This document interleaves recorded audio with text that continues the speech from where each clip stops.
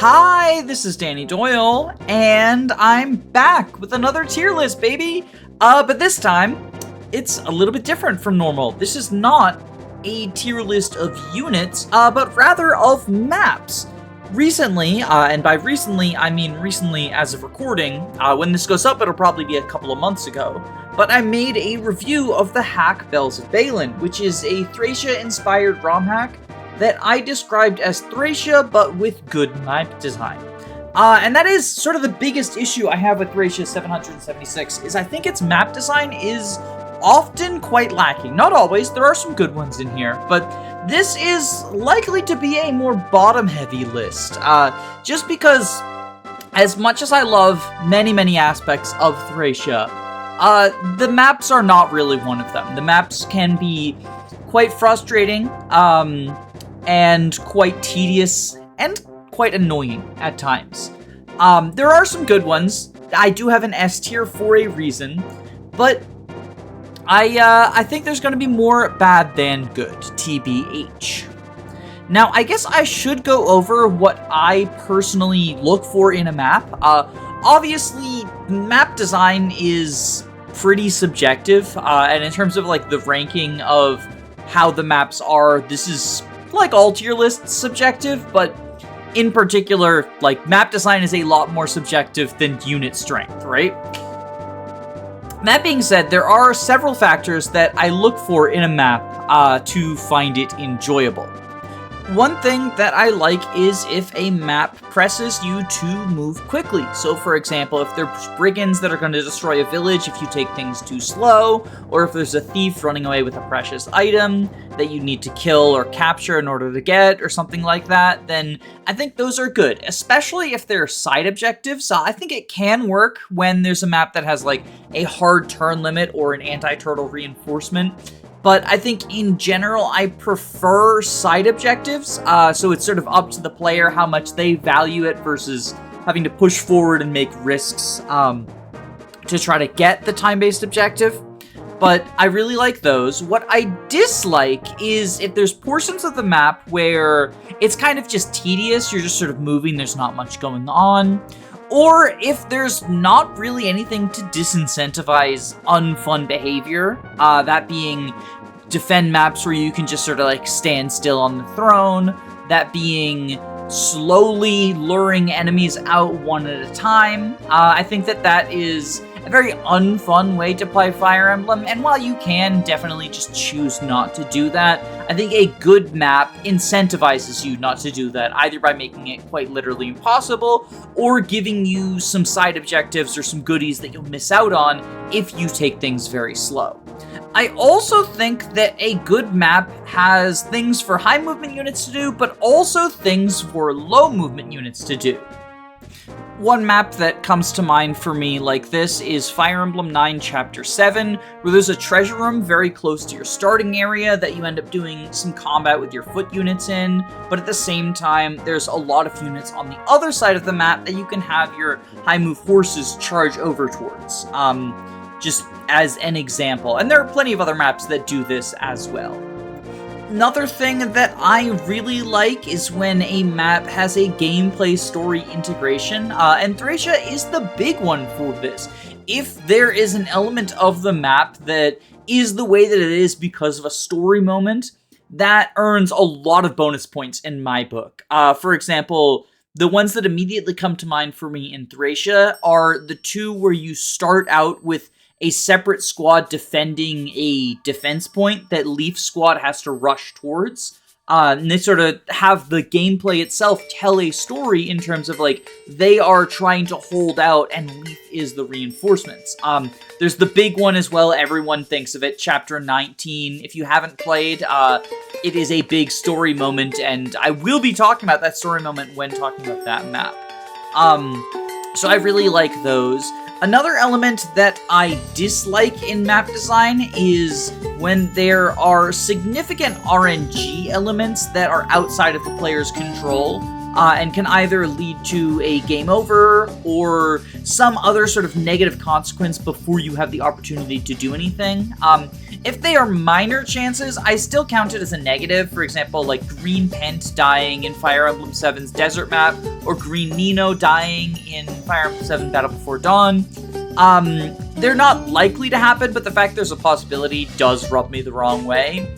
But something like the bosses of Hard 5 Fire Emblem 11, where it's the very end of the map, and there is just this really tough enemy that the only way to handle is to try to, well, I guess you can attack them from 2 range if it's the 1 range locked ones, but to try to dodge some inaccurate attacks that will just completely wreck your units, I think that sort of RNG-based shenanigans is not good. I don't like that, especially when it comes near the end of the map. You know, think Henning from Fire Emblem 6. Think the various chapters 1 through 3 Brigands from Fire Emblem 11. And I should make the disclaimer that this criteria is not necessarily set in stone or strict. There are definitely some maps that have really tedious and annoying sections that I will forgive because of one thing or another, and there are definitely maps that have something like gameplay story-oriented that I don't like because of the way that they manifest. And like with all things, it's just sort of a judgment call, you know, right?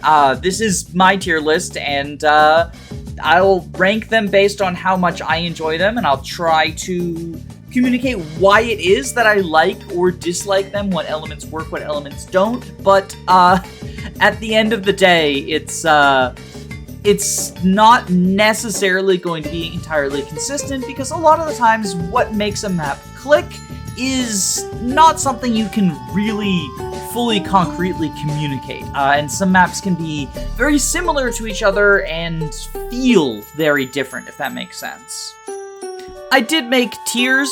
I have S tier, peak map design. I have A tier, which is pretty darn great. B tier are quite good, but they have some issues. C tier are sort of middle of the road. They're not too memorable, but they're inoffensive as well. I don't really have anything bad to say about them, but they're just sort of like filler maps, I guess. D is maps that are annoying to play through. These are going to be the ones where there's big stretches of time that I'm just like, I really don't want to be dealing with this. Like, this is fun. And F is all sword units, all lance enemies. And this is a reference to, of course, the fact that Thracia 776 famously, Chapter 1 has you have all sword units against all lance enemies, as we know. I do have all of the maps down here in sort of like their own maps tier, because this tier list did not have them ordered chronologically, and I do want to go through them in order. I just think that that's a better way to talk about it than whatever the hodgepodge randomness this tier list had. But I will also show a larger picture of the map, either from FEWD or one of the wikis, when I start talking about it, just so that you know what I'm talking about, because a lot of these images are pretty small. It can be hard to see and tell what they are. But with that being said, let's dive in.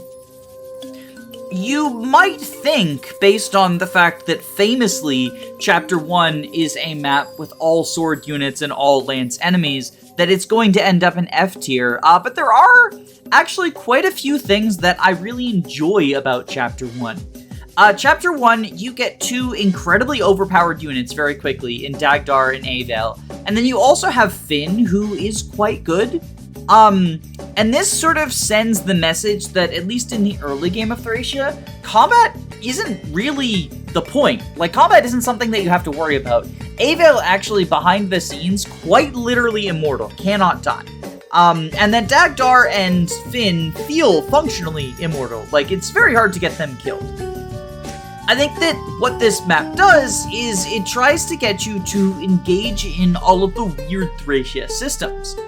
There's houses that if you visit them with the wrong character, they'll be like, no, you know, Orson needs to come here. Tell Orson to talk to me. No, Halvin, come tell Halvin to talk to me. There's these shops, but you find out, oh, I've got 0 gold, and you've got the capture. You've got the ability to capture, and hey, Finn is right there with a brave weapon to help you capture, or Avale with incredibly overpowered stats, and Marty shows up with incredibly shit combat, but, as I previously said, combat kind of doesn't matter. combat is not a big deal at this point in the game. So even though Leif has better combat than Marty, I would argue in Chapter 1, and Halvin and Orson have better combat than Marty ends up being kind of more useful because he can help with the captures in terms of like taking the enemies from the people who captured, taking their items, and then dropping the enemies because of his high constitution stat. And I think that is a very cool way for Thracia to sort of teach the lesson of like, hey, just because these units have bad combat, because you are going to get quite a few units with pretty bad combat, don't write them off entirely. There's some good stuff that they can do. And all of that without a tutorial prompt. That being said, there is one issue that I have with the map, and that is Orson's house being outside of the city limits. I think that is a baffling decision, and it's one of those instances where I feel like there's a portion of the map where I'm just sort of not doing anything. I send Orson over there to get the Puji or the Vogue, whatever you're calling it, depending on your translation, and then he has to spend several turns just walking back, not engaging in combat. Like, there's no enemies that spawn nearby there.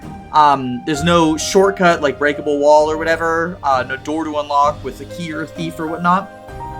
He's got to walk empty through the empty streets for like 4 or 5 turns, and it's possible he never catches back up and does any combat. And I find that to be kind of annoying. Ultimately, it's not the biggest deal in the world. The boss is also kind of like a non-factor. The boss again teaches you to use Dagdar, Avel, and not really Finn, like Dagdar and Avel for it, because he has kind of ridiculous defense, but you can use the hammer with Dagdar, which isn't super accurate, but like it will kill him. Or you can use the flame sword with Avel, which is super accurate and will kill him. So he sort of reinforces that lesson of like, hey, your unit's combat isn't a big deal.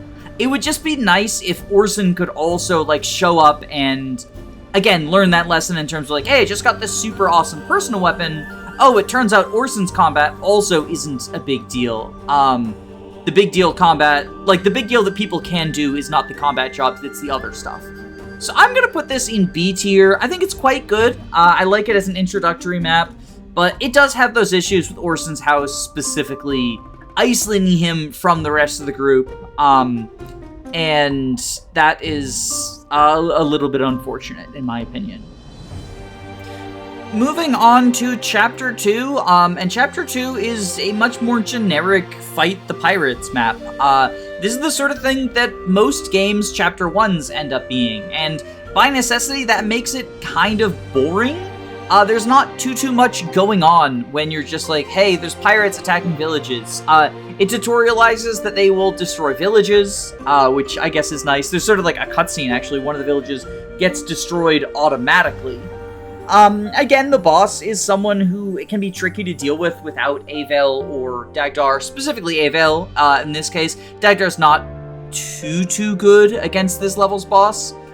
So once again, reinforcing that the combat is kind of handled by your Jagans, but there is some secondary combat to be done, particularly in protecting the lower houses. The lower right house is the one that is in the most danger, but also the lower left house, especially if Avel rushes up north to try to like immediately start dueling the boss. Then you have Orson and Halvin down there. You have potentially Leif and Finn down there. And you might even send Ronan over to the top right house. And I think that simultaneously this map does a good job showing you that combat isn't a big deal, but also that your units who are not good at combat can still find themselves doing some successful combat. As contradictory as that sounds, I do like it that it's like, hey, Avel is here to handle all the primary stuff that, like, these scrubs are kind of bad at, but don't completely write off their combat prowess because, like, Avel can't be everywhere at once. So it sort of starts putting the seeds in your mind not to lean on her. That being said, like, I'm building it up, but it is not anything too special. This is a very middle-of-the-road, sort of generic Fight the Pirates map, but there's nothing wrong with that, honestly. Like, every game tends to start with maps like that. Next up, we have a map that actually really fucking annoys me, and that's Chapter 2X.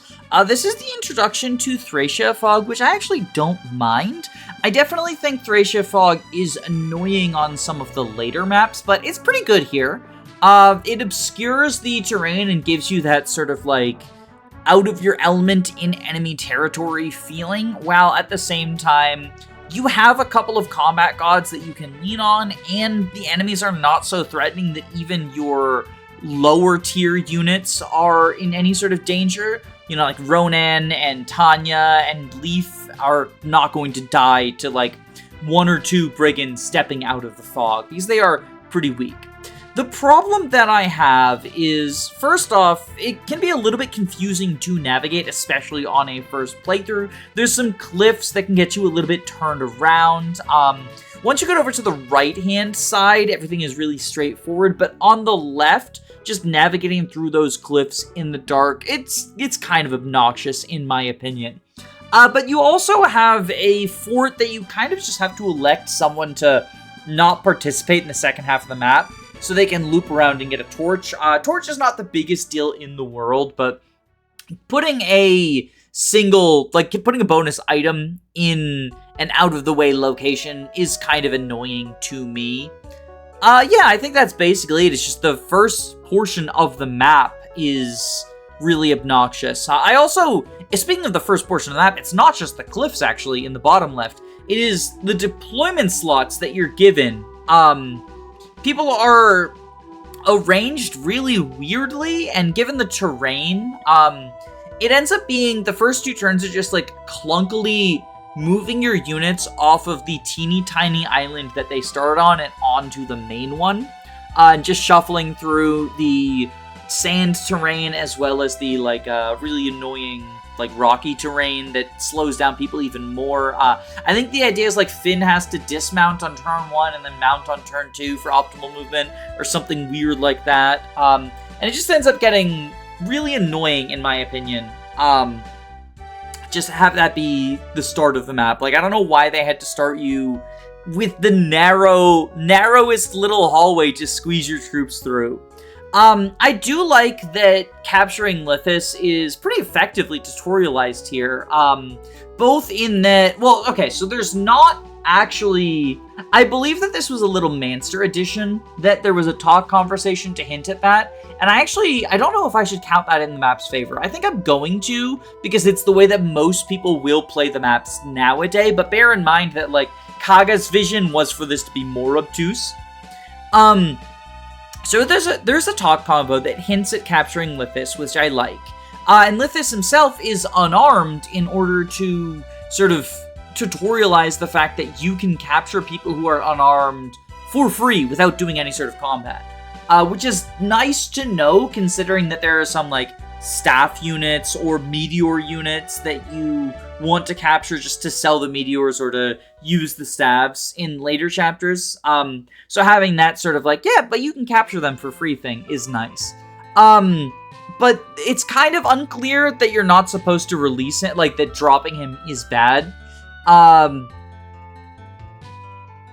think this is annoying to play through. I think I have enough issues with this map, especially in the first half of this map, that I am going to put it in annoying to play through, but surprisingly enough, the Thracia Fog is the least of my issues with Chapter 2X.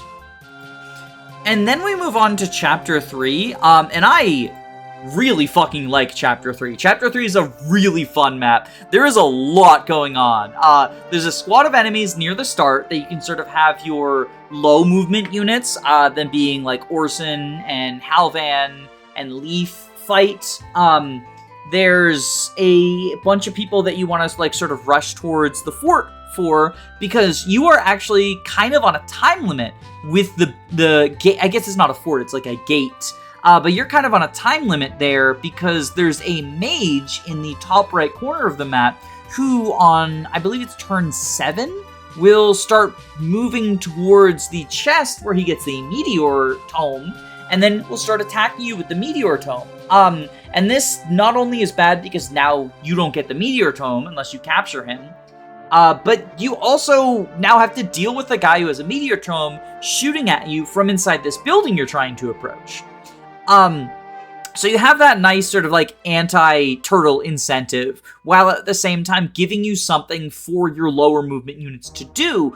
But once they're finished killing the enemies near your starting position, their job's not over yet, because there is a child delivery side quest that you need to go on.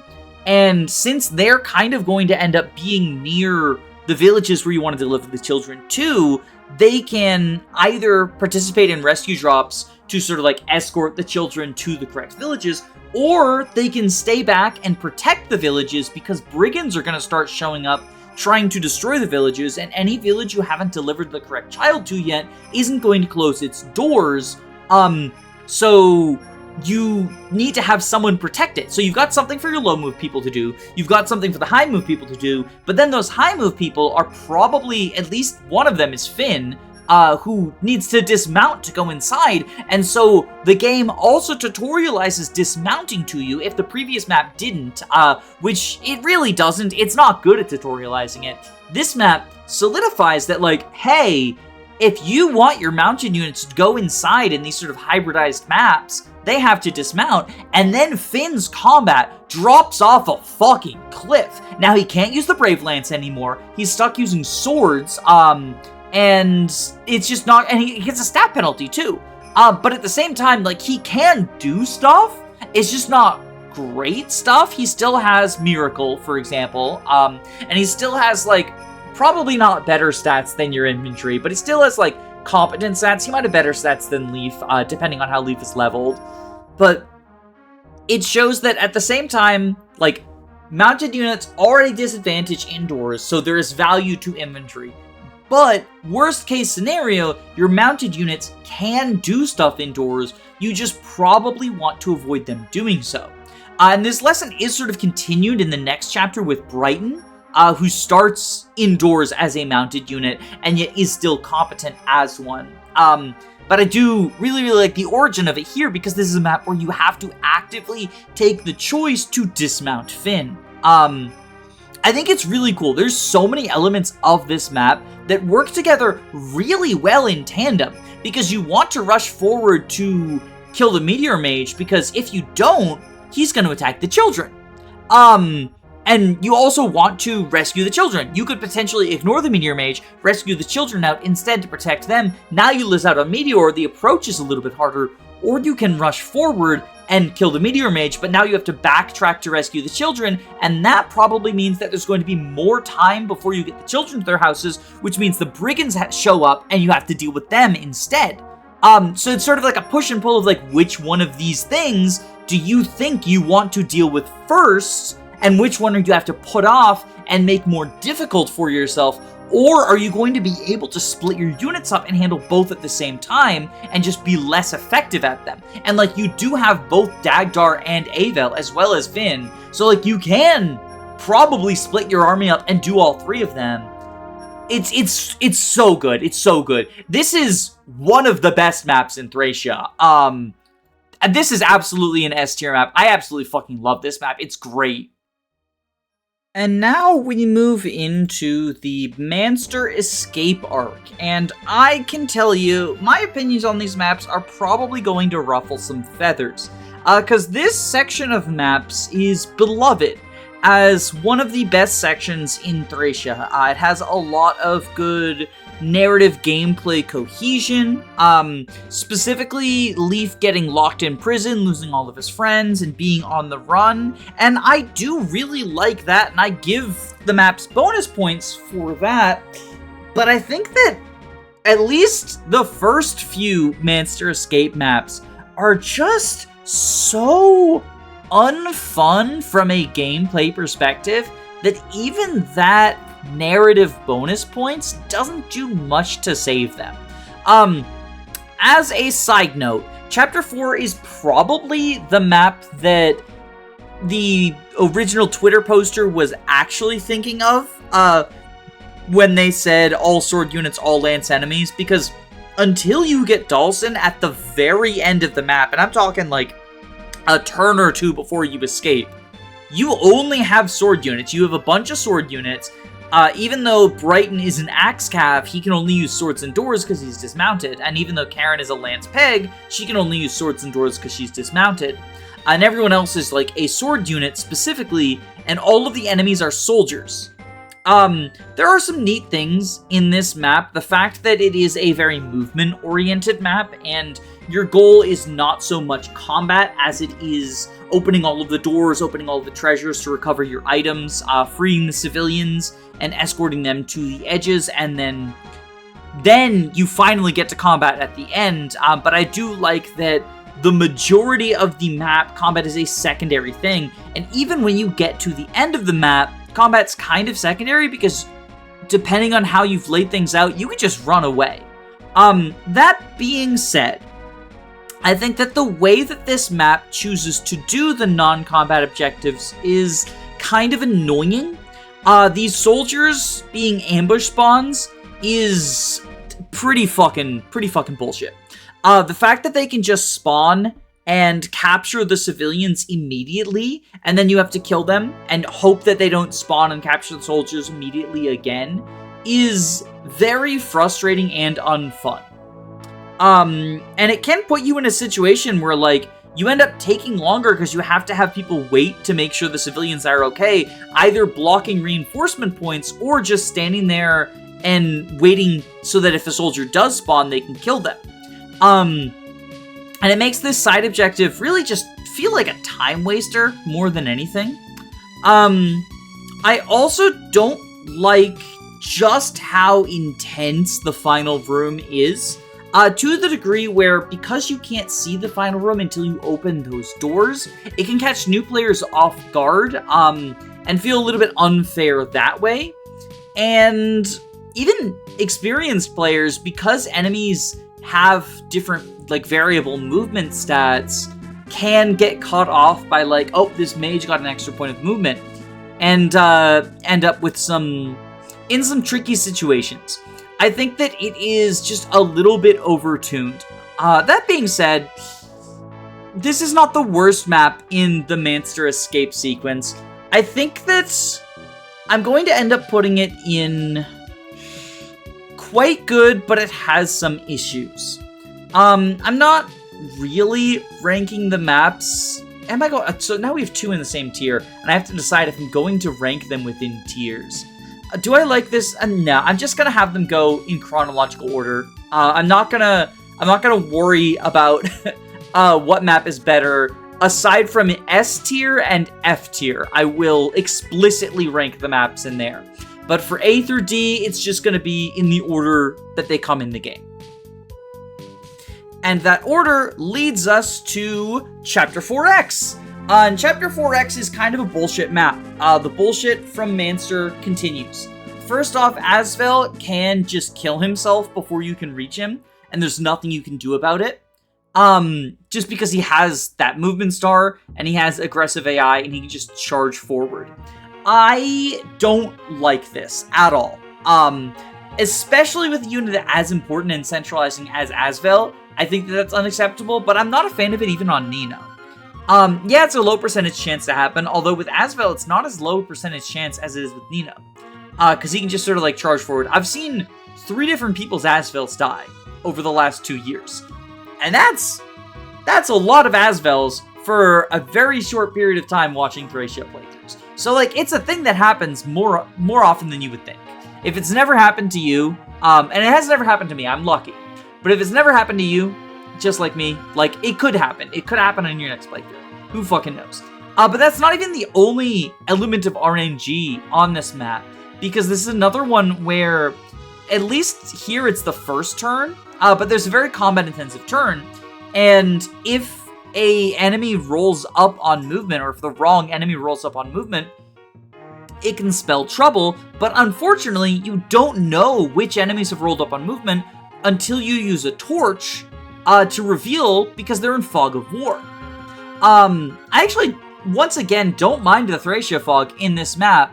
It gives that foreboding element, but I do think that there should have been maybe a little bit of a better vision in turn 1. Maybe by giving us, like, a green unit up there who's able to give us a vision or whatever, just because, I don't know, I find it annoying to have to light that torch. I guess you can do it as your first action, but depending on how inventory has been, like, shuffled about, it might be inconvenient to do that. But ultimately, that's, like, not actually, I'm being too harsh on that portion, because, like, if you do it as the first person, and it, like, the wrong enemy rolled up on movement, you just reset. It's really only a problem for Iron Mans. And if you're Iron Manning, like, you plan out the torch movement, right? The torch inventory. So, like, it's not a huge deal. The Asvel thing is what really drags this map down for me. I find that to be very frustrating. But the rest of the map is pretty good, I think. I like the fact that there is a single combat-intensive area, and that area is at the beginning. I don't like how in this chapter it's at the end. I like it being at the beginning.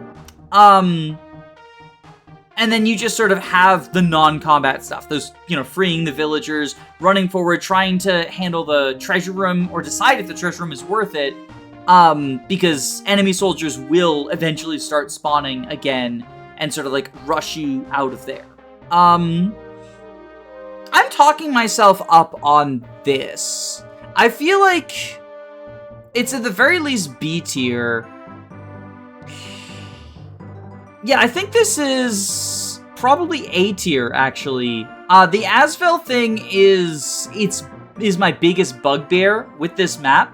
I think that is a very frustrating element, but other than that, I think this is B tier. This is definitely better than its predecessor, but it's probably still in the same tier in my mind. So far I've ranked them, like, the Manster maps pretty decently. But this is where I start getting controversial. Fuck this map so hard.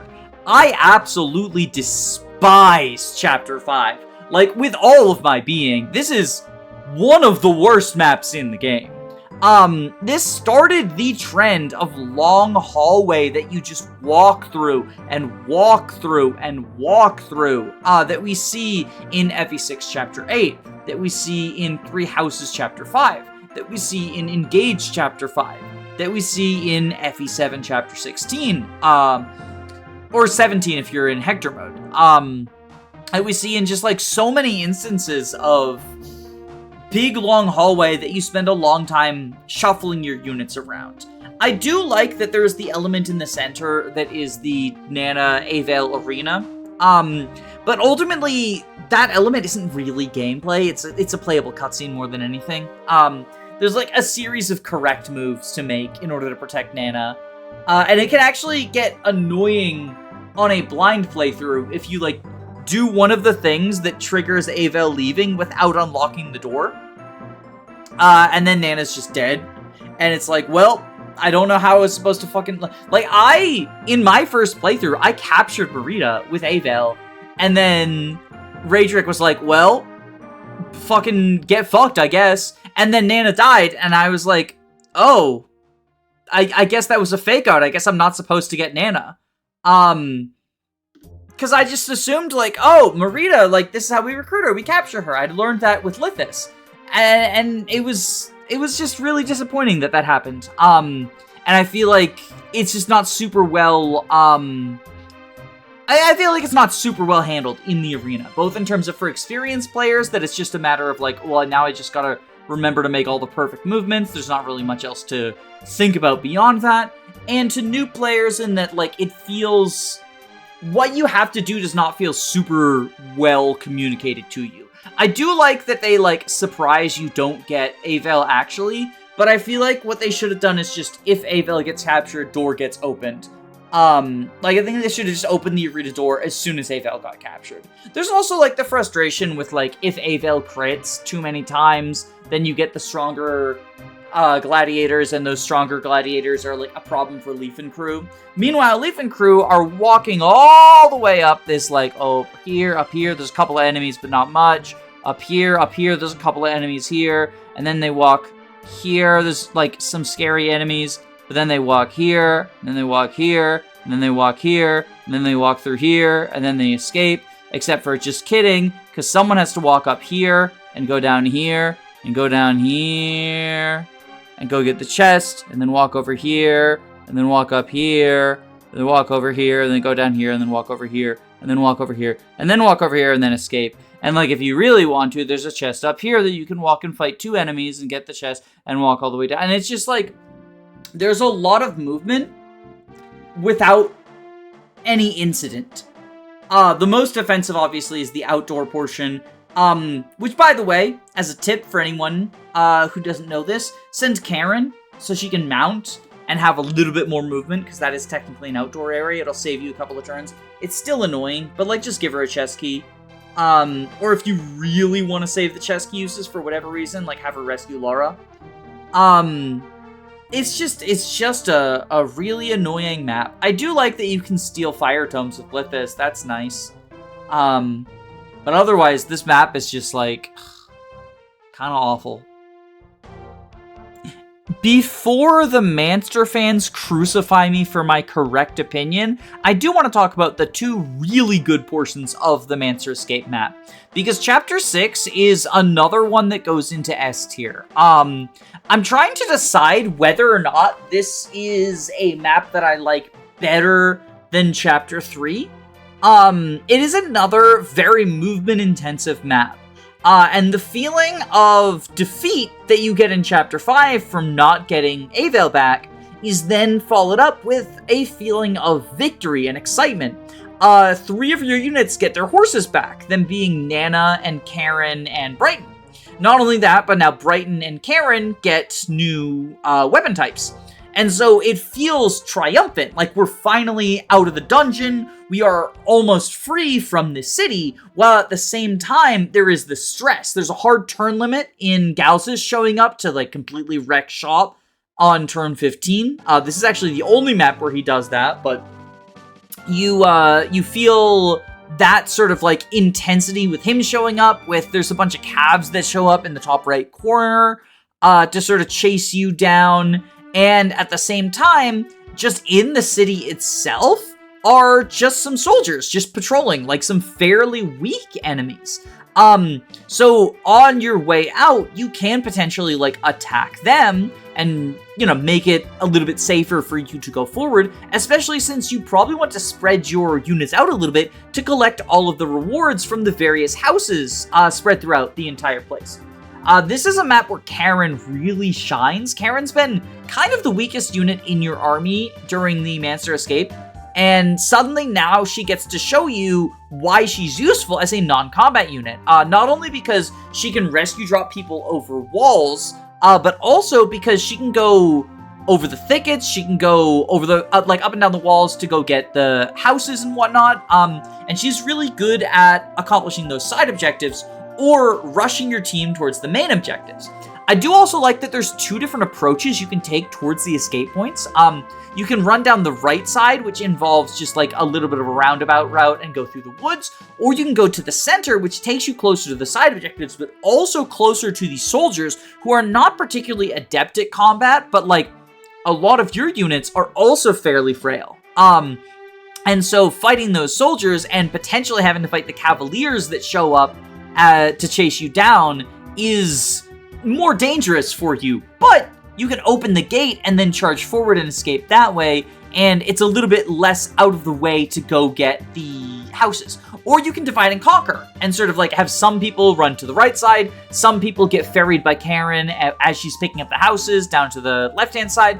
I think this is a very, very good map. I think I like this a tiny bit less than Chapter 3, but it is very close. These are both incredibly good maps, not just incredibly good maps in Thracia, but like incredibly good maps in general. I really like Chapter 6. It's really nice. And the wins keep coming because Chapter 7 is another map that I really, really like. A lot of people cheese this map by reinforcement spawn blocking the boss, which stops all of the reinforcements from the north. I am a firm advocate of not doing that. I really like the way that this map gives you that intense feeling of being chased down by strong enemies and having to rush away from them, while at the same time having a squad of strong enemies that are waiting in the wings to pincer attack you in Shiva's mercenary squad. So you're sort of like cornered both ways. But this is another map where Karen can show you how useful she is as a non-combat unit, because as soon as you have a single unit get to the escape point, which probably is going to be Karen, she's sort of the fastest one to do that, Hannibal shows up with all of his green armor knights, and suddenly all of the enemies that have been chasing you from the north turn around and run away. And I think that's kind of awesome. I think this is another one that really incentivizes making use of your non-combat tools. And I really like that. It gives that, again, story gameplay feeling of being chased and being like completely desperate, and then the relief when these green units come to your aid. Oh my god, finally we got help. Like, we're out of that horrible, horrible situation that we've been in for the past 5 chapters. It's really, really good. I really, really like it. I'm trying to decide if it's another S tier map or if it's only A tier. There is also technically more to the map. On the left-hand side, there's a bunch of brigands you can fight down the forests, which doesn't really add much, in my opinion. They got some good stuff to, like, capture and steal, I guess. I think the idea was, like, if you want to avoid Shiva Squad, you go that way. But then, like, Shiva Squad just sort of loops around anyway. You're still fighting the various people from Manster. This is also the map where Leif and Saffrey rejoin you. And that can... There's some, like, AI manipulation stuff you can do to make Shiva's recruitment easier, which is a little bit annoying. I think that Shiva's recruitment is actually the most annoying part of this map, because he runs away from the person who would recruit him in Safi, just because of the way that, like, his AI wants to go towards the nearest person, and usually that's going to be Leif's group. Just because Finn and Safi join in a really awkward position where Finn has to, like, dismount to get over some mountains. They're both moving very, very slowly. I think that that is enough of an issue to push it down from peak map design. I don't like the rejoin situation of Finn and Safi. I don't mind characters rejoining in, like, awkward situations where you kind of have to rush to save them. But in this instance, like, you don't really have anyone who can rush to save them. And it ends up just being another awkward, like... Now I'm just moving these people for a couple of turns, and then getting Shiva himself can be pretty annoying. And then we get to Chapter 8. And Chapter 8 is, for the most part, a bit of a breather map, which is honestly a good palate cleanser after the stressful rush of maps that was Manster. Even the ones that I like, are very stressful. And so I think that a breather map is appropriate for this portion. Not much to say about this map. It's pretty combat light. There is still some combat to be done, especially against the boss. This is the first map where fatigue is a thing. You've been building fatigue throughout the game, but this is the first one where, because you deploy units, the units who are fatigued will have to sit out. And I actually think that this is kind of a brilliant choice on Kaga's part, or Intelligence System's part, because it is extremely likely that after the Manster arc, all of the Manster units are fatigued, so this gives you a chance to try, Orson, Halvin, and Ronan, who rejoined, and Finn, who rejoined, and also the new units in Carrion, who you just got. But, more crucially, because both Lifis and Lara are Manster units, and as a result are almost certainly fatigued. The only one who, might not be fatigued is Hicks, because he joined so late in the Manster arc. But Lifis and Lara are almost definitely fatigued. They're there right from the beginning, and they can do, stealing stuff and combat stuff or whatever, right? And they don't have very good HP. You probably don't have a Thief, which is a big deal, because the boss of this map has a Master Seal, and so this is to sort of incentivize you to capture the boss. And I actually think that that is why capturing the boss is the Gaiden requirement. Because, hey, I don't have thieves, but I want this Master Seal. How do I do that? Oh, I got a capture. What did I just get? I got Finn back. Finn has the Brave Lance for capturing. And it's sort of supposed to remind you, hey, just because you don't have a thief available for this map, you can still get stuff. And by the way, now that you captured this boss, you get a guided. That being said, the biggest issue I have with this tutorial for capturing the boss, there's no reason why you wouldn't release him. Now, I personally, in my blind playthrough, encountered the Gaiden by accident, and I do just because I went through, like, yeah, I want the Master Seal, I want to promote people. And I do think that that is, like, the intention there, but it is a little bit sloppy in that, like, if you are playing the map longer than that, you might just drop the boss. Like, I didn't, because I was like, I'll just take his stuff, and then I'll have Leif seize. There's no reason not to. But I can definitely see, like, it's not at all unreasonable to be like, okay, well, Finn captured the boss, I'll take all his stuff. Leif is not quite ready to siege yet, so I'll have Finn drop the boss so that, like, he has stats back to deal with these brigand reinforcements. Other than that, not really much to say. Like, Marty rejoins on this map, I guess. That's kind of cool. But it's a breather map. It ends up in not very memorable, but inoffensive. The biggest thing I wanted to highlight was how it tutorializes the capturing of the boss and how, like, the Gaiden is not actually as obscure as people often make it out to be, but it is still not a great tutorial. It's not a complete tutorial. Speaking of the Gaiden, this is a pretty good map. I like that Dagdar and Tanya rejoin in some danger. I actually don't like that Tanya has invincibility. For those who are not aware, on this map, for the first 15 turns, Tanya cannot die. If an attack would kill her, it misses no matter what. She can still be captured, but she cannot be killed. And I don't like that. I like the idea of Dagdar and Tanya being in intense danger, and you have to try to survive with them while you wait for Leif and friends to reinforce. I think this is like the Leif and Savvy thing, but done really well. It can be annoying if, like, they didn't have good inventories at the end of Chapter 3, but there's not really a reason why they would not have good inventories. Like, I don't know, Dagdar just needs a weapon, Tanya needs a weapon, and that's kind of all they need. I guess healing items, like if for some reason you didn't have a healing item on Dagdar, it can be a little bit annoying. That first turn, he definitely faces some chance of death, but the enemies are not super accurate, and, like, it is the first turn, you can reset, it's not a huge deal. Otherwise, you're basically just moving through these long, windy corridors, which is not the greatest, TBH. I think the big set piece is the fact that Dagdar and Tanya are just trapped and in danger there, and I think that is that elevates this above the issues that just walking through the hallway has. I know that this also has a set piece, but that set piece is not really engaging gameplay-wise to me, whereas, like, this one is. There's also Thracia Fog. This is another one where, like, the Thracia Fog doesn't really add anything, but it doesn't subtract either. I guess it does make the chests more annoying, because you don't, like, you kind of don't know where they are. You might miss one by accident if you don't pull up a map. Yeah, that can be annoying. And then, of course, there's the boss. Notoriously difficult boss. The recommendation is that even if Asvel is not fatigued for Chapter 8, not to deploy him so that he won't get fatigued for 8x, because the boss is incredibly cracked, and if you don't have Asvel, or you don't have, like, a competent flame sword user, I don't really know how you're supposed to handle him.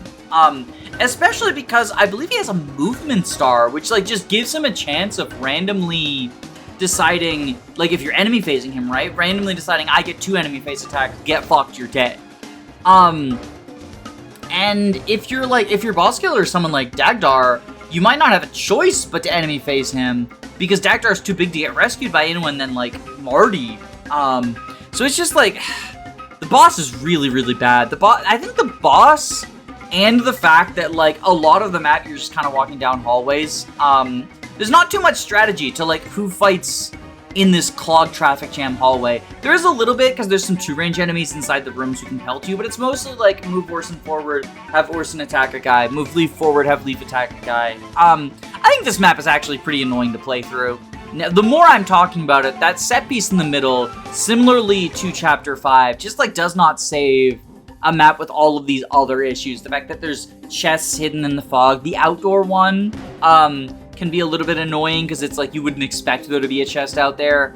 Yeah, I'm really not a fan of this map. There's boots, I guess, or I guess the leg ring. So that's pretty cool. Speaking of cool, Chapter 9. I actually quite like this map. This is one where you have a scrub squad guarding a defend point, and they are getting assaulted by some soldiers, as well as some wyverns that are gonna come start chasing them. And then Leif is all the way on the other side, and you can either cut through the forest, which is better for either Karen rescuing people with flight, or infantry just because they don't get as many penalties going through the forest and mountains, or you can take the long route and go down south and then up north. And if you do that, then Leif has to hold off, or not Leif, the Scrub Squad with Selfina has to hold off the attackers for even longer. And so much like with Chapter 3, there's sort of a crucial decision of which of these approaches do you take? Are you going to have your cavalry, since this is an outdoor map and it's a good map for cavalry, go down and around and potentially get some of the side objectives like the arena, like the S-drink shop, like the meteor mage, the physic that he has if you capture him? Or are you going to fly and rescue drop some of the infantry to help defend the castle? There's also the incredibly funny low turn strategy where you just deploy a bunch of people you don't care about and have Karen rescue Leif over to the manor and escape with him and like just leave behind all of the bad units. Which is, another another potential strategy. It's not one that I typically take, but it is funny that it exists. And so you have these sort of decision points in terms of what approach you want to take. I'm generally a very big fan of these maps where there is a group defending a point, and that point is Leif's people have to reach it. I think that's pretty cool. I think this is a pretty darn great map. I don't have too much to say about it. It's very straightforward. There's really only 3 ways that the map can go, but choosing between those 3 ways is interesting, and the execution of them is interesting. Speaking of 3 options, there is the famous 3 options dialogue for Chapter 10, where we are told that there are 3 different ways that we could approach the ballistas. We could rush them and risk taking casualties, and involve that, our casualties that die. We could wait them out. That involves draining their ammunition, but then we're not going to get those side objectives. Or there's a 3rd path. I think you know it, sire. No, I don't know what the fucking 3rd path is. Like, the speculation for what the 3rd path is it's off the walls. I think that the most commonly agreed upon consensus is it's the warp staff, which, like, you can warp skip this map. You can warp skip basically every map going forward if you want to, but, like, well, not the escape maps, obviously, or the defend map, but you can warp skip a lot of maps. But, like, I don't think the ability to warp skip a map defends its design, and this map is just, it's so poorly designed. It's a map that, like, I want to like this map so bad. I want to like this map so bad because there's a lot going on. There's 2 different, very valuable houses that you might want to rescue from thieves. There's ballistas sort of like keeping you in check, as well as sea stones keeping you in check, like some boltings, and I think there's a couple of boltings is the big one, which it's nice if you can capture those for Olwen. And speaking of Olwen is here and Alfred is here, and they're sort of charging you down and sort of like, they can't die. They have the Tanya and Avel effect where they can't die, but they're enemies. And they have movement stars, so yay! That's kind of awful. And what it just ends up combining into is an incredibly frustrating map where all of its different elements, instead of adding on top of each other, kind of subtract from each other. You've got these side objectives that the thieves are coming towards, but the thieves have a percentage chance to move. I think it's like a 50-50 chance to move every turn. And so rushing the side objectives is something that, like, there's not a concrete turn limit on, which is annoying because, like, hey, you're getting pelted by ballistas. The rivers are in the way and your flyer's kind of the only person who can reach those side objectives. So, like, you could have them fly and dismount in order to get them, but then how are you getting back safely? And even then they might die to the thieves or ballistas. it ends up being kind of a frustrating hodgepodge. And then, of course, even if you do handle those side objectives, now we have Olwen and Alfred, who both have the movement stars, and you could potentially just get RNG'd out of a safe situation and then have to reset any point that they're on the map. I think they're on the map for 5 turns? I have to check that real quick. Okay, they leave after turn 6, but they show up on turn 2. But the fact that there's all those chances that, like, if they get a movement star, you're kind of just fucked. I hate it. I genuinely hate that. Yeah, there's so many elements of this map build upon each other in a cascade of frustration. I think this map is this worse than Chapter 5? This is probably worse than Chapter 5, actually. This is probably the worst map in the game. I just really don't like this map. It's just obnoxious. I do like America, though. I think it's okay. It's more than okay. It's a very fun flavor map. It's another one where the challenge is not so much a combat challenge. In this case, your thieves or people with door keys make themselves very useful, being able to open all of those doors, as well as anyone who has the bulk to survive ballistas, to sort of like lure them away from killing Leif. And that can be pretty nice. This is also the map where a cost ends up being a downside for Dagdar and Selfina, and I think that is cool. It's a cool touch to show you, like, hey, this isn't always going to be upside. In a relatively safe scenario, especially for Dagdar, Selfina can potentially die to these ballistas. But Dagdar, I think that unless he, like, takes a lot of punishment, both from the Armor Knights and from the ballistas, I think he's relatively safe. I also like that Kempf just, like, leaves after a single round of combat, no matter what. You can't kill him, he has the Tanya effect, but he just retreats and goes away for Chapter 16, which is very, very funny, very in character for him. So yeah, that's kind of cool and neat. I think that the biggest issue with this map is if you didn't buy door keys, then you're just fucked. You're not just fucked. Like, you can warp skip the map, and you can use your thieves to open the doors, but you're at a significant disadvantage. I also think that, like, keeping Fred safe is annoying. Fred has a habit of dying, at least in my playthroughs. And that can be obnoxious because that's another one where you don't really have any control over the situation. You can open the doors for him to make it faster, but that's really it. Like, it's kind of up to him, and sort of waiting for him to wade through those woods can be annoying. I think that overall, I think this is in B tier. Yeah, I think that's a good place for it. And then we get 11X, Murder Hollis, or Murder Holes. This is the first one where I think Thracia Fog is really subtractive. It's an indoor map, there's a lot of walls, and not being able to see where the walls are is kind of frustrating, especially because, like, hey, narrow hallway. I do like that this map highlights the importance of, two range units. It's like sort of the big map for two range units to shine. There's a couple of other instances where you can have two range units do some good stuff. Your archers, I mean, specifically. Chapter 3 is a big one that comes to mind because of the cliffs, where you can do some combat over the cliffs. But this is the big one because there's a bunch of archers and mages inside of the unreachable hallways, and you kind of just have to walk down and have, like, the flame sword and light brand and bow and magic equipped, and that's all nice and good. I like it.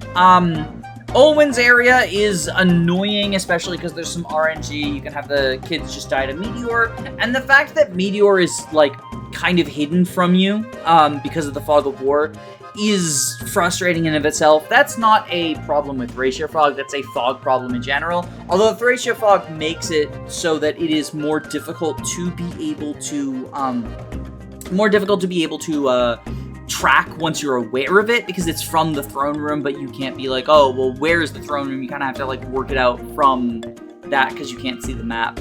But overall, I would say that this map is not too memorable, but inoffensive. Actually, it's kind of annoying to play through. A lot of it does just end up walking down the narrow hallway. This is another one similar to the previous guided map, where you don't really have tactical decisions to make. You make a little bit more tactical decisions because that narrow hallway is mostly empty. But like, there's a lot of RNG elements in terms of Olwen, and saving the children, and then the meteor just does kind of feel like bullshit. Speaking of bullshit, we are on to the sleep staff. I don't think I've ever played this map without at least warping someone to capture or kill Salem. In my first playthrough, I think I killed him on my first playthrough, because I was like, yeah, fuck this guy. And that was very unfortunate, because I lost some of the better units in the game. But yeah, I always either warp someone to capture him, or potentially even like warp. One of my favorite strats is to warp Finn over carrying Leif. That being said, like, the fact that I feel the need to warp this map is probably a sign that this map is kind of garbage. So the sleep staff is like the big frustrating element. The fact that he'll just like put some of your units to sleep, and hey, he's using your resource to do it.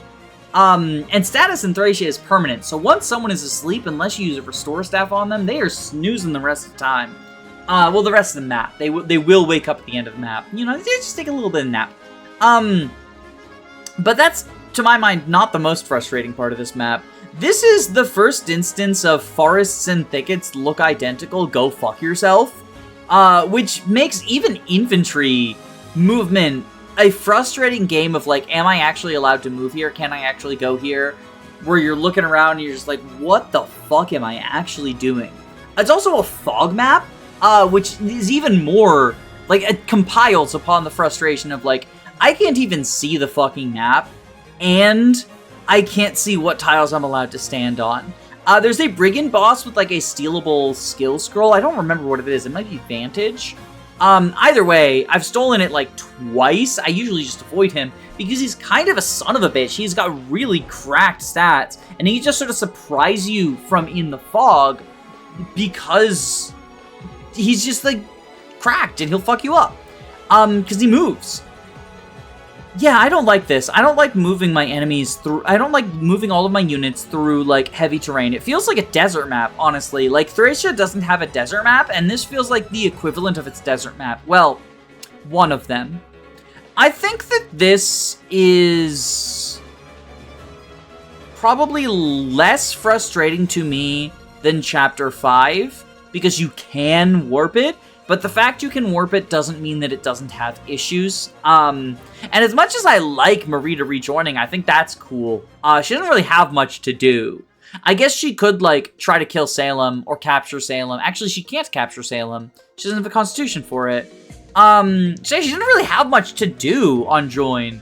Like, is she supposed to, like, protect the village she spawned from? You don't want her to visit that village because Olwen gets an extra reward for visiting a village, which is really counterintuitive. It's like, hey, Merida spawns near the village, but don't have her visit it. That would be bad. That would be bad. So yeah, I don't know. I don't like this map. I also don't like the guided map. God, we're in bad map country, aren't we? This is...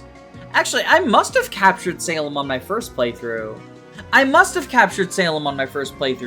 Oh, I think I wanted his sleep staff. Because I have vivid memories. Of Tina stealing all of my shit, and so I fucking killed her. I was like, you bitch! And I fucking killed her. Because, yeah, so I must have captured Salem, because I wanted the sleep staff. But then why didn't I capture Tina just to get my stuff back? Like, maybe I did capture her, and because she doesn't get recruited, I have it in my head that I can, but I vividly remember getting fucked over by the thief staff. This map is goddamn awful. There's two options to this map. The first one is immediately warp Safi into the throne room to talk to Tina, have Tina no longer stealing stuff, and have Laura, or no, you warp Laura to recruit Lithis. Lithis steals the thief staff, right? That's the meta strat. And then Tina can't steal anything, and you eventually, like, once you walk everyone else over there, you capture, or you talk with Safi, right? And in that instance, it's just another shuffling down a bunch of hallways, nothing of an incident going on. The other option is you don't warp anyone into the throne room. You deal with Tina's bullshit of stealing your best stuff. Tina steals all your shit, then you kill her when you get to the end, like I did. And then you're walking down narrow hallways and doing combat that's not particularly interesting. It's much like Chapter 8. So, like, you're choosing between, or not Chapter 8, Chapter 8X. You're choosing between Chapter 8X, which I don't like, and Chapter 5, which I don't like.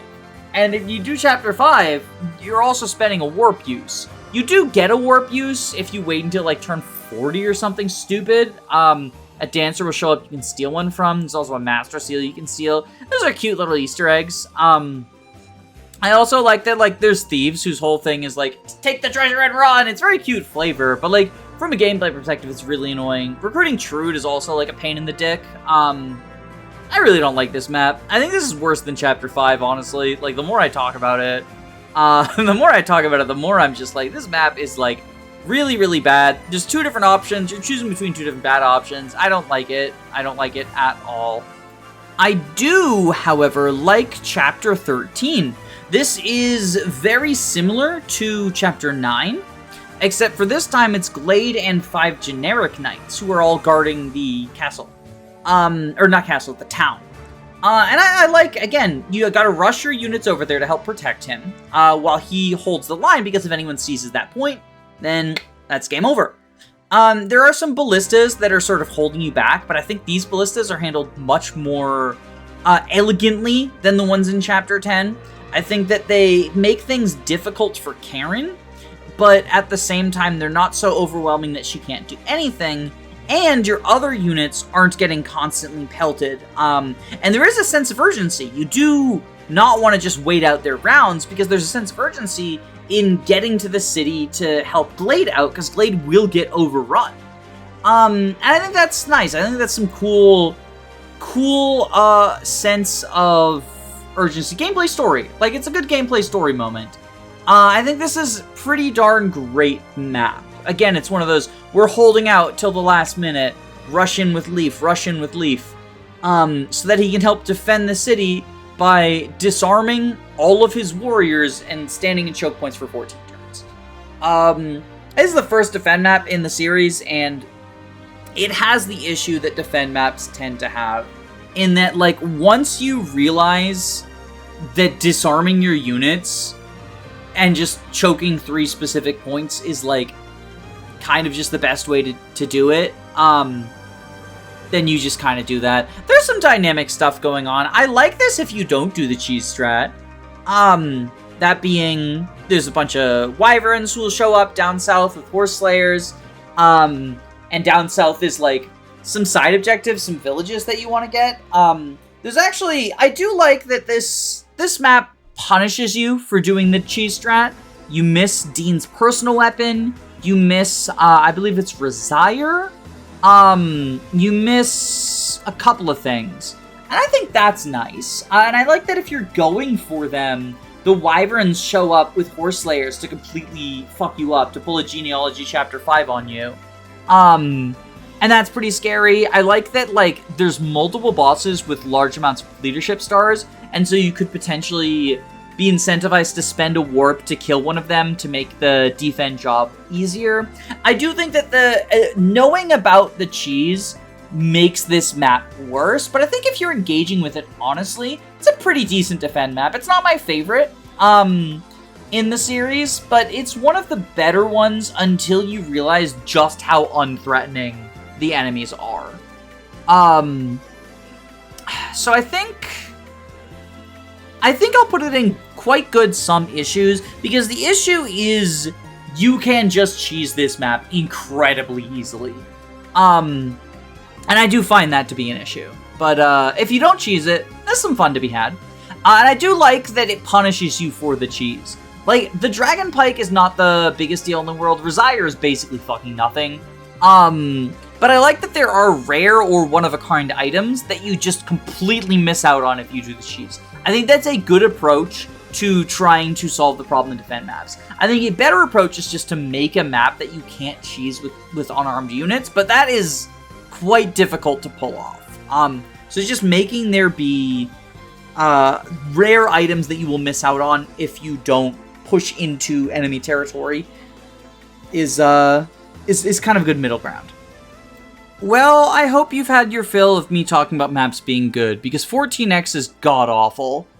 This is another Fog of War map, and the objective of this map is to escort a bunch of unarmed green civilians from the very bottom of the map to the very top of the map, while there are constant Pegasus Knight reinforcements spawning from in the mountains where you can't reach them, who will just fly in, capture the green units, and then canto onto the mountains, where you either have to have your own flyers get them or get fucked. Not only that, but the green units spawn incredibly slowly over, like, the course of a lot of turns, one at a time. Actually, let me look up exactly how bad it is. Okay, I cannot find concrete information other than that there are 6 of them, but I believe they show up every other turn, which means that they are not spawning, or they're not done spawning for the first 12 turns. They also only have 8 moves, so like you probably want to rescue them all yourself, but you do need to drop them to let them escape in order to get their rewards. It's just like a really fucking obnoxious map. There's also my pet peeve, Siege Tome in the Fog of War, that can just like completely wreck you at the very top of the map. This map is pretty fucking bad. I think this is actually... I don't think this is as bad as Chapter 10. Actually, is this worse than Chapter 10? This might be worse than Chapter 10. Chapter 10's pretty fucking bad. I think I give this map a little bit too much slack because you can just skip it. I'm gonna put it above Chapter 10, but this map, I will skip it every playthrough. The only reward is S-Strength, and it's just not worth it to me. This map is god fucking awful.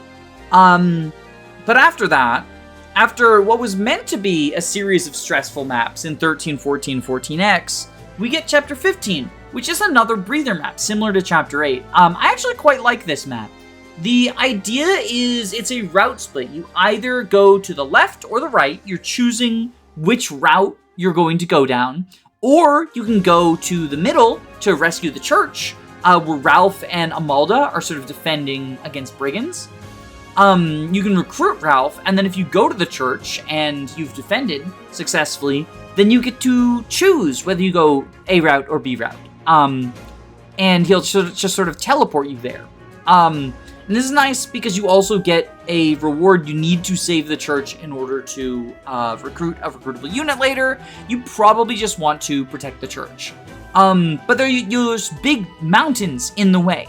So either warp, or having your flyers, which you have 3 of now, 2 of which are not combat flyers in Edda and Karen, to rescue drop you over, is sort of the way to go.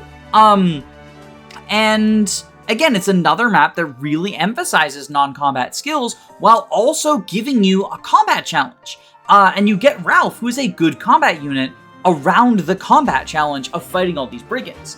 There is also the Shanam event here, where you can have Marita learn Astra. That's whatever. Like, I think it's cool. I don't really add or subtract anything from the map for it, but I think this is a pretty darn good map. In fact, I would call it pretty darn great. This is a very well done breather map. I quite like it.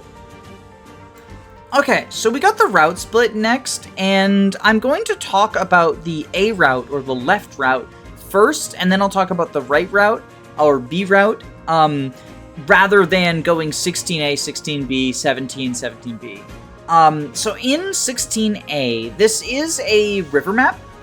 This is the return of Kemp, the downfall of Kemp. You also get Ilios here, but overall it's just kind of like a big long stretch. There's some combat to be done. It's kind of a filler map. There is a anti-turtle incentive. Conomor will show up to chase you down. It's a pretty generous one. I think this is fine. I don't really have much to say about this map. Ilios is kind of funny. His recruitment is annoying. But like, it's not annoying in that it's difficult. It's just like obtuse. Like, Olwen needs to be dead and Karen needs to talk to him. And like, he has no dialogue about liking or disliking Olwen or Karen. It's weird. It's not really there's not really anything to say about this map. Like, it's just a solid hallway, but like, not in a bad way. Hallway's not even the right word for it, because like, it is kind of a hallway. It's like a big, long, horizontal stretch. And there's a Siege Tome you kind of got to watch out for, but you can recruit him. And that's kind of it. That's kind of all we got going on. But that's fine. That's okay. Not every map needs to be the biggest deal in the world.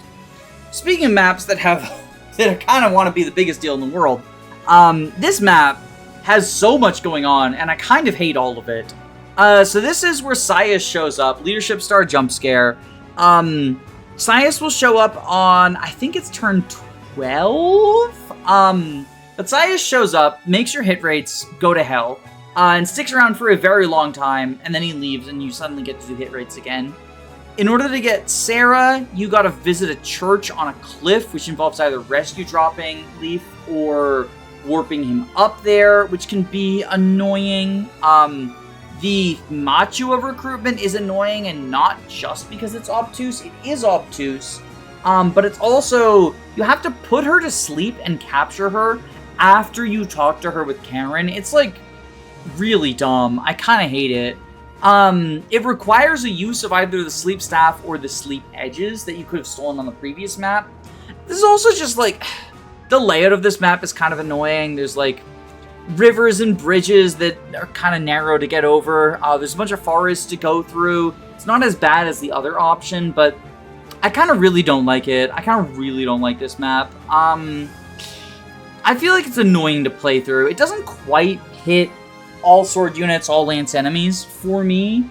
But it is obnoxious. Fire Emblem does this thing where it'll like give you route splits, but then it turns out that both route splits are kind of just annoying. And it's different levels of annoying, as we'll see going into the B route. But like, I don't like this map very much. I really don't like this map though. So this is kind of the second desert map. It's a redux of the nighttime Salem map, where some of them are thickets and some of them are forests, but you can't tell which is which just at a glance. But it's even worse because there's warp tiles. Although I'd argue the warp tiles aren't even the worst part of this map. Like, I think just the forest movement, having to go through the forest movement is really annoying, especially because, so the previous map was a seas map. So at the very least, all you had to do was get Leifo through there, whether that's warping him or rescuing him with Karen or whatever.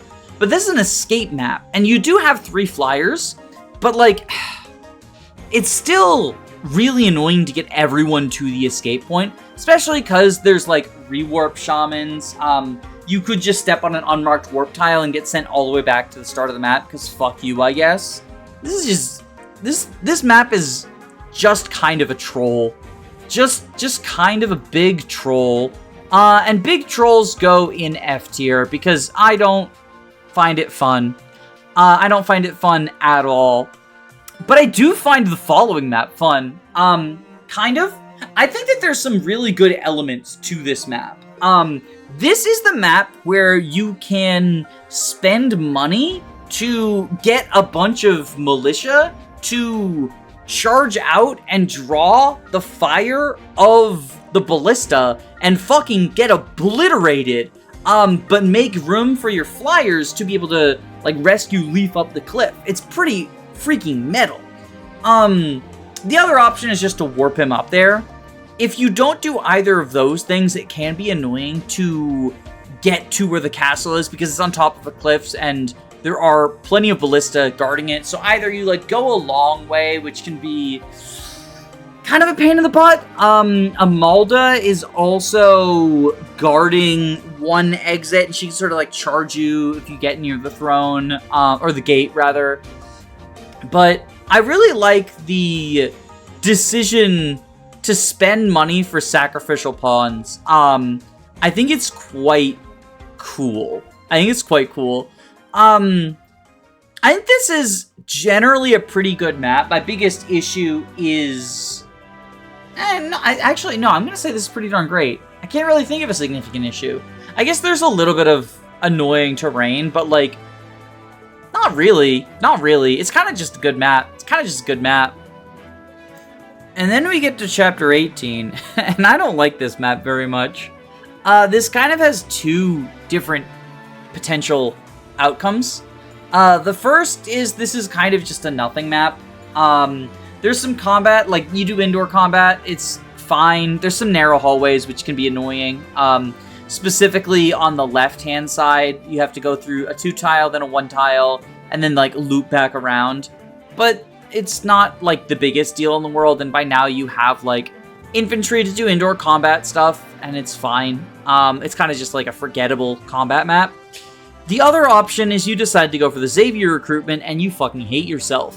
Because the Xavier recruitment is incredibly RNG dependent. You have to have 8 green NPCs talk to 8 red units. But those red units will attack the other... the red units will turn green and then they'll attack the other red units. And they'll also like... There's other red units mixed in, and those red units will attack the civilians. And it's like a whole ordeal that, like, there are guides just for the Xavier recruitment that talk about the best cheese strategies, which I believe the currently agreed upon best one, this is the one that I use, is a sleep sword on someone with 0 follow-up critical, so they can't crit kill. And... just have them put all of the armors to sleep so that the civilians can talk to their sleeping armors. And it's just really annoying because then you're playing like shuffle Jenga at that point, like shuffling all of the civilians to be able to talk to, because they can't walk through the red armors. So like shuffling them to get to the right place to talk to the right armors to go through the other one again. Just like, it's just obnoxious. I just don't like it.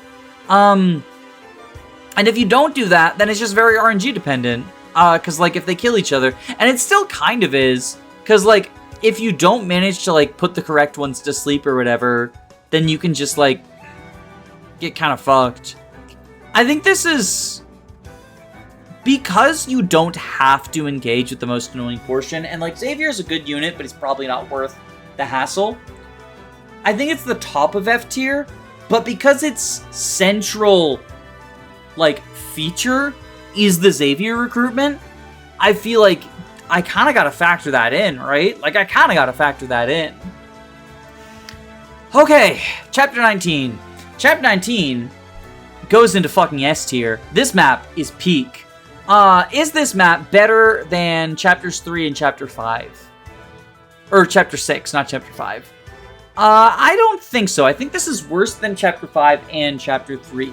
But this is one of the best maps in the game. It absolutely earned a place in S tier. This is the big reason why you cannot rearrange your deployment slots. Because you can rearrange the deploy order in FE3, you just can't do it in FE5. So they had the technology, but they chose not to. And I think it's specifically for this map. Because it's a big story moment where Leif sent a bunch of people to war, and they all got fucking overwhelmed. And so now you have your units retreating, because most of the army died. And you have units who are retreating, being chased by an overwhelming force. And you have some people who are hung back at the castle, who can either, like, charge forward to save their comrades, or you can retreat into the castle and leave your comrades to fucking die. And the fact that you can't choose, at least without modern patches, who is at the bottom and who is at the top, makes for this really intense scenario where it's like, oh shit, Safi's at the bottom. I gotta, like, rush down there, have the horse units who are near her rescue her up. Like, oh no, this is awful. Or, you know, I'll send Carrion to sacrifice himself to rescue the units I actually care about and rescue them back, and he gets killed by the wyverns who are pursuing. But in the end, I get back the people I want. I had these noble sacrifices of these scrubs, and it's just like, Oh, it's so good. This map is so good. Like, and the way that it ties in with the narrative too, because Leif just had his triumphant return, he got his promotion, this should be the good moment, but then suddenly he makes a tactical error and it all gets torn away from him. It's so good. This is such a good map. I love this map. Not a fan of the next one. It's like, fine, it's another defend map. I think it's better than the previous defend map because you do have to kill the boss. What I don't like is, I think that if it were possible, this should have been the only map where you couldn't rearrange the deployment order. Because not being able to rearrange the deployment order in the defend map not only is like annoying because you can end up in units who are in like defensive positions that they just aren't suited for, but it's also not very flavorful. Like, it makes me think like, Leif, why do you have Tina frontlining? That doesn't make any sense. Why did you put all these horse units guarding the prison in the back? Doesn't make any sense. Like, I guess he's supposed to be a bad tactician, as we saw in chapter 19, but it's still just like, it sort of snaps me out of it. Like, you're not that bad of a tactician, my man. I do like that it's both survive and kill boss. Like, you need to kill the boss and you need to last a certain number of turns. And not only that, but like the boss has the Avel Tanya miracle type deal until turn 6. Or I think for the first 6 turns, so until turn 7. And I wish that was communicated to you, but it is kind of cool that you can't just like immediately rush kill the boss and then retreat. Like, you do actually have to do some amount of defending with the boss available, and then finally push forward and kill the boss, and then wait out the rest of the turns. Like, that's kind of cool. It's a better approach to a defend map, so I think it probably ends up in the same tier, but it is definitively better than the other defend map. Actually, no, I think it's pretty darn great. I think the biggest thing that subtracts from this is not being able to rearrange your deploy order. But I wouldn't trade that for Chapter 19. Like, Chapter 20 can be a little bit worse for Chapter 19 to soar as high as it does. Because Chapter 19 is very, very good. Next up is Chapter 21. And, like, I don't really have any memories of this map. This is the one with the church, I think, where you promote, not Sarah, what's her name? You promote, the head of the town you were defending, Tara. What's it called? What's her name? Fuck. Don't tell me. Lenoan. You promote Lenoan in the church. It's like some annoying blizzards and stuff. I'll be honest, I think I usually warp skip this map. I think I've not warp skipped this map like twice. It didn't really make an impression on either occasion. So like, that kind of just ends up in not very memorable. I know there's annoying blizzard tomes that can put you to sleep, and that's like kind of obnoxious. This is sort of Warp City. Yeah, it's just sort of like, it's a map that exists. Next up is the prison map. But this time you're breaking in to free anyone who was captured during the previous, well, not 21 maps, all the guidance as well, but during all the campaign before 21X. That's alright. Like, I think the big thing that makes this map not particularly great, there's two aspects. One is that, like, it does kind of do that ludonarrative dissonance thing where you kind of want to go to this map because there's good treasures, so you intentionally let people get captured if you haven't already in Chapter 21. And that's a little bit annoying. It kind of snaps me out of the story. But the bigger thing is that if a unit got captured, either you didn't reset because you didn't care about them, or you did care about them, but now it's so late in the game that they're probably underleveled, and so you're not really incentivized to actually save the prisoners. So this map kind of ends up failing in terms of being a meaningful prison break. Like, the biggest thing about this map is you can steal warp staffs, or like, yeah, you can steal warp staffs in it. And I think that's kind of lame. I think that if the big draw of the map is you're breaking out all of your prisoners, The fact that there's not really an incentive to save them is kind of dumb. I think it would have been cool if either Avail was here, like this is where she returns instead of 24X. Partially because then we don't have 24X, but partially because like then there's a really strong unit that you always had captured and you're incentivized to like try and rescue her. Or maybe there's some other recruitable unit. It doesn't have to be Avail. It could have been someone who was just like captured unrelated to Leif's army. That would be kind of cool. But as it stands, it's just like, why bother? Like, hey, you know, it turns out Ronan got captured in Chapter 4. Or that wouldn't have been Chapter 4. Brighton got captured in Chapter 4. Turns out he's not really suited for Chapter 22. Why do I bother with him? I think it ends up not too memorable. Ironically, it is kind of a memorable map, but it's the only tier that, like, I don't think it's annoying to play through, because you just fucking escape. But I also don't think it's good enough to be called good. Like, it's just kind of, like, inoffensive. I wish that it was better, because it is a very cool concept, but just in execution doesn't really do anything for me. Next is the big bridge map. This is where Reinhardt gets recruited, right? Big bridge map is nice. I like that, actually, a very cool touch. The soldiers are, like, running away to try to bait you into going across the bridge and triggering Reinhardt's trap. I think that's very cool. I like that there is a warp staff on the left coast and a rescue staff on the right coast. So, like, whichever coast you go to, you get the staff to help bring Leif over there. I think that's kind of cool. I like that ballistas are sort of, like, trying to keep you out on the north. So if you want to skip, you really do have to warp skip. Although you can have flyers sort of, like, swoosh around their ranges. I know I usually have Dean able to get over there. Pretty nice. It's a decent map. The big thing about this map is, like, Reinhardt, and he's kind of a very strong boss. Oh, there's Sias again, as well, and his bajillion leadership stars. And those are actually pretty annoying if you're not doing either flyer strats or warp strats.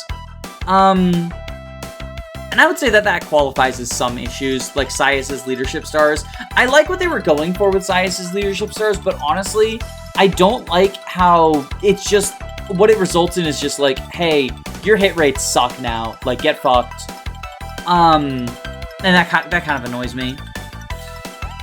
This is the map where you get Sed or Sias.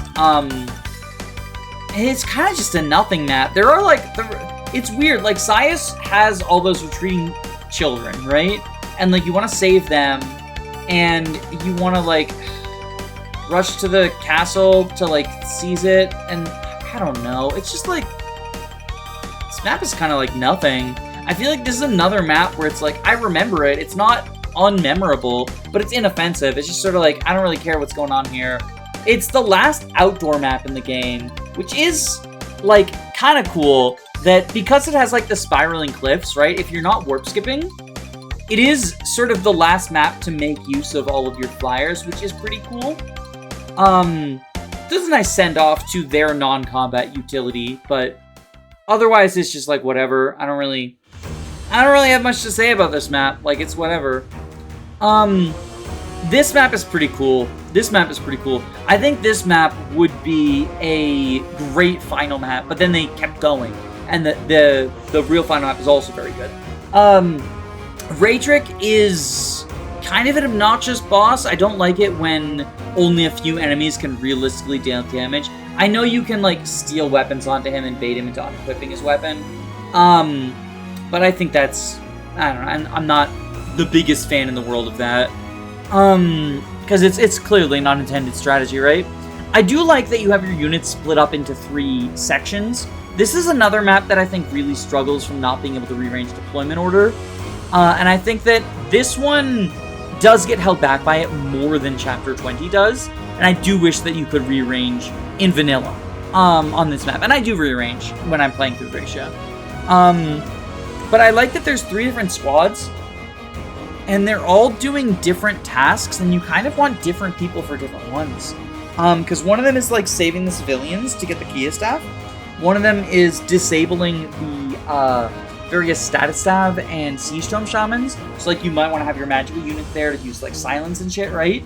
Well, I guess they don't need to be in that squad. They can do it from anywhere, but people who are good at fighting mages are going to go over there. And then one of them is the actual combat squad charging up, trying to get to recruit Galsus and then kill Razorek. And I like that. I like that there's 3 different things going on, and I like that they suit different skill sets, right? Like your high movement units want to charge the objectives, and then your low movement units can deal with those mages on the right-hand side, the status mages and stuff, right? I think this is a pretty good map. The biggest issue is not being able to rearrange deployment. I think if I account for the little Mancer patch that adds that, it does get pushed up to pretty darn great. I like this as a good send-off to the game. Which is good because, like, 24x, fuck 24x. I hashtag do it for Avail, but, like, this map is not very good. It's Fog of War combined with those warp tiles, but the warp tiles send you into a kill room full of mages who are just gonna absolutely destroy you. I don't like this map. It's another one that was pretty clearly designed just to troll you, and I just don't care for it. It just feels mean-spirited, to be honest. Even if you know where all the warp tiles are, it's just not an engaging map to fight through. Like, hey, Fog of War threatening enemies, even if you know where the warp tiles are, like, you're not gonna have a good time. I think, like, it's probably, like, here for me. Yeah, I think it's better than the desert map with warp tiles, but, like, not by much. And then we get the finale. Thracia's finale, I think that this and FE7's final maps are sort of in competition for best final map in the franchise. The biggest thing that holds this map back is the fact that you need door keys for it. Like, you do need to be aware that you need a certain number of keys or unlock stabs or lockpicks for it.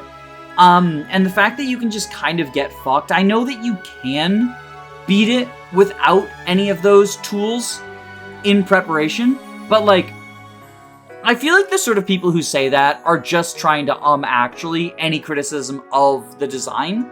And I do think that it is a genuine design issue that you need to have a resource that you don't necessarily have, especially because in other Fire Emblem games, it's not as necessary, in order to stand a decent chance at the map. Like, yeah, you can wait it out and fight Berserkers for 255 turns, but, like, that's not fun, and it's also not what I would describe as standing a decent chance at the map.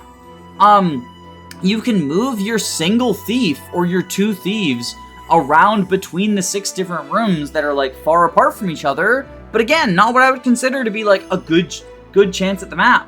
You can rig Tina's movement stars to use the unlock staff to open them all, but again, like, I think that the desire to excuse the door keys being inside of the doors, I don't understand where that comes from, but I feel like it's not a genuine response to the criticism. And as a result, I don't think this map actually makes S tier, despite the fact that I do love it. I think that the existence of those locked doors and the fact that the door keys are on the other side of the doors just teasing you is, like, you don't get a thief on this map. If all of your thieves died and you didn't have door keys, like, you're just fucked. I don't like it. I don't like this at all. But anyway, that is my list. I'll go ahead and remove this so that you can see just the actual list itself. But let me know what you think here. Curious how this aligns with other people.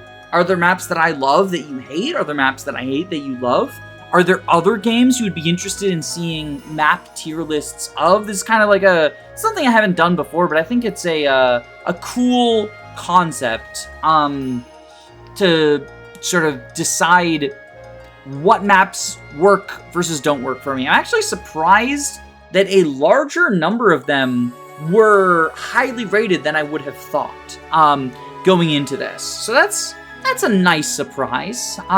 Thracia does have better map design than I gave it credit for. I kind of expected it to be very bottom heavy, but this is pretty even distribution, with just like the S tier being smaller. But yeah, A and F having an equal number, it does mean that like I'd rather there not be any F tiers or like very few F tiers, but still, you know, this is better than I expected. Good job, Thracia. You win this time.